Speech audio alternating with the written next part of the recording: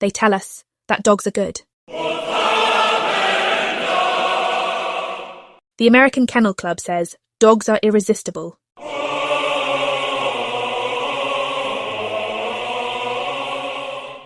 A dog trainer once told me dogs aren't aggressive.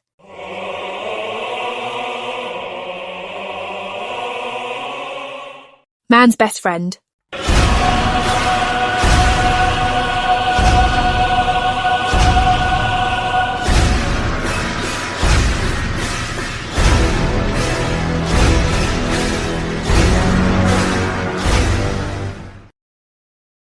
Why must my visions be so clear? The truth? I've got work to do. Dogs are a very strange thing. Most people either love them or hate them. In my own personal life, I have found that it is only possible to be neutral on this specific canine if you seldom or never interact with them directly. Dogs are very in your face. They are impossible to ignore. They demand attention. A common complaint about them is how invasive and intrusive they are. Many who dislike dogs likewise cite them being obnoxious as a common reason to prefer to keep this particular animal at a distance. Many who have tried their hand at dog ownership, thereby giving them more than a fair shake, find that dogs are incredibly needy and clingy as pets go. Yet, despite all of this and more, we are sometimes accused of going out of our way to hate on these creatures, or we are accused of exaggerating the problem of just how bad dogs are. But if anything, their negative qualities are downplayed, and those who wish to never encounter them are regularly unpleasantly surprised by the presence of someone's dog. And if it isn't a family member's pet, it is one belonging to a stranger. We encounter these barking gluttons in the strangest of all possible places. What is the deal with people that bring their dogs everywhere? People really need to stop doing this. It wasn't too long ago that it was commonly understood that dogs, like all other pets and animals, simply don't belong in public spaces like supermarkets or hardware stores. But these days, you're liable to encounter a dog anywhere and everywhere.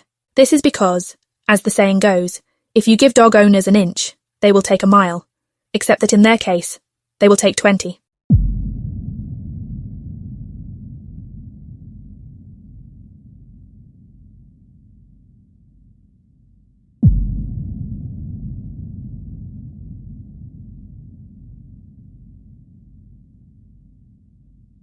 There's a reason you don't see other animals at the gym. You see, this is a very particular thing, and personally, I'm not sure which is worse. The way dogs themselves behave or the way they seem to make people behave. It is as bizarre and perplexing as it is unusual. There's really nothing else like this phenomenon. It's like people completely lose their minds when they get around dogs. And it's not just that they're often willing to excuse terrible dog behaviour. Oh no. Many of them actually find it endearing.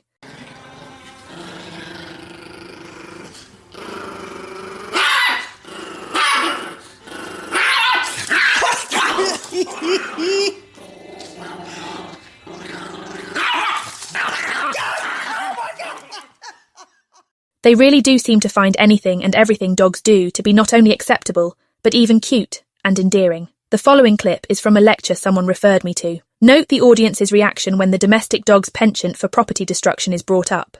So, because of that dog chewing thing in their functional anatomy, you may come home to this, or to that, or to that, or to that, or to this. And why you come home to that is because you have a giant gray wolf from the Pleistocene, a remnant Ice Age predator, smashed into a chihuahua-sized body, and it is really pissed off about it. It's interesting, because this is presented as though it were acceptable for dogs to do this. I actually have many thoughts on this presentation, but that's beyond the scope of this video. So I will skip over it for now, and simply point out that the references to dogs being adapted to human society overlook this behaviour. A creature living with you that tears up your house every time you leave obviously isn't well suited to human society. And that is only one example. Regardless of the actual reason dogs are so destructive, the point is that they are. This is one of the specific traits which, to a rational observer, supports the idea that dogs today are very out of place inside of modern indoor houses. You know you're in a strange group when you casually acknowledge that dogs are directly responsible for this level of property destruction, and not only move on, but laugh about it as well. Some online sources claim that dogs do such things because they are bored, stressed, or anxious. But again, the reason is irrelevant in light of the fact that anything with this tendency is certainly not a great house pet, or a good fit for the human world. I will also comment on this idea many people hold in their heads, that dogs are essentially domesticated wolves. It is more accurate to refer to dogs as remnants rather than to call them wolves, but deviation is perhaps a better term. I may expand on this in a future video as well, and I will not spend too much time on it here now, but in terms of behaviour, domestic dogs are as different from wolves as it gets. This is also true in terms of appearance with regard to most breeds, although there are a few exceptions. I am not even going to put a dog up on the screen for this slide. We all know what dogs look like. Contrast just about any dog with this picture. Perhaps the most significant difference between dogs and wolves is that the latter is typically naturally wary of human presence, whereas dogs are incredibly intrusive. Where most animals are cautious, dogs are reckless. They have no concept of boundaries except perhaps when it comes to their own. They may become violent if you interact with them whilst eating, but they will think nothing of snatching a meal right out of your hand or off of your plate. While working as an ODFW summer intern, I had an exciting encounter with a wolf. I was alone, surveying an area for signs of wolf activity, when I saw a wolf walk out of the forest. As the wolf moved in my direction, it was clear that it didn't know that I was there. As it got closer, I said something quietly to alert the wolf. As soon as I did, the wolf stopped in its tracks, trying to figure out what made the noise. It turned and ran as soon as it realized I was there. Running away is a wolf's typical reaction to encountering a human.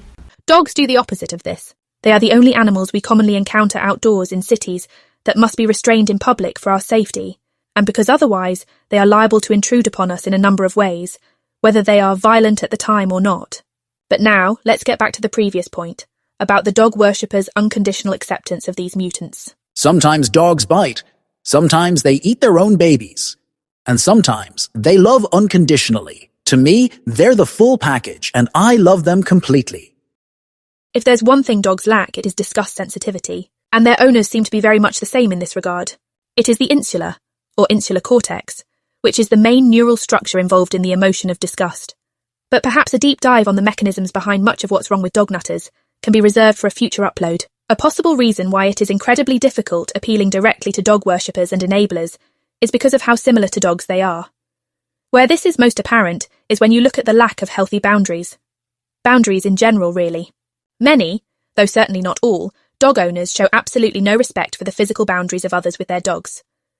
In other cases, although this isn't mutually exclusive necessarily, they have no limits to what they will share with their dogs, or what they will allow and enable their dogs to do.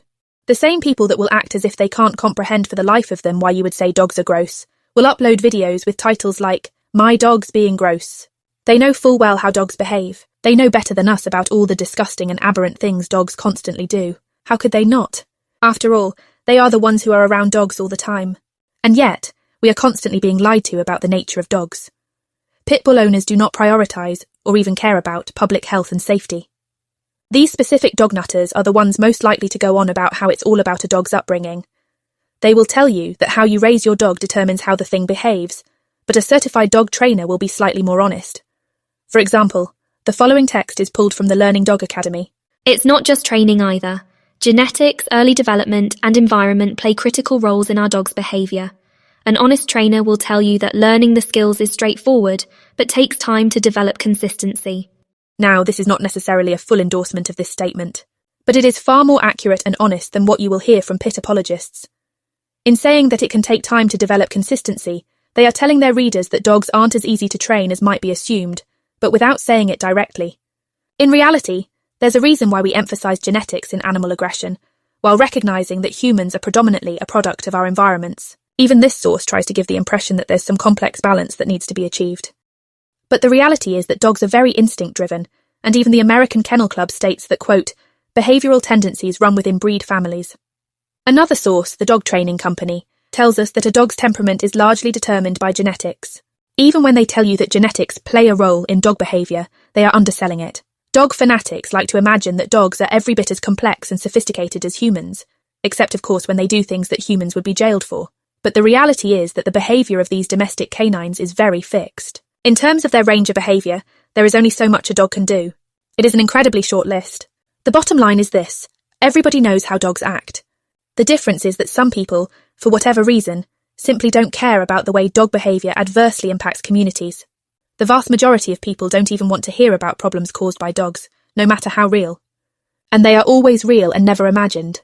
This truth stands, despite the attempts of many dog people to outright deny the experiences of others. But on the other hand, it is obvious that the world is currently catering to a crazed minority that that clearly can't understand the difference between dogs and humans. I refuse to believe anyone is actually stupid or deluded enough to truly believe this, that dogs and humans are basically the same. I think that they must say this in order to continue expanding the spheres of human activity they wish to seize for their barking flea bags. To subjugate, to overrun, to capture and establish as territory. Dogs are no longer being smuggled into places, oh no. This is a brazen infringement, a violation of the most egregious kind. It is an open colonization. On the other hand, the idea that they don't actually believe the things they would have to believe in order to explain at least some of their behaviour may be giving them entirely too much credit. All the same, it really is like an invasion. The lunatics have taken over the asylum,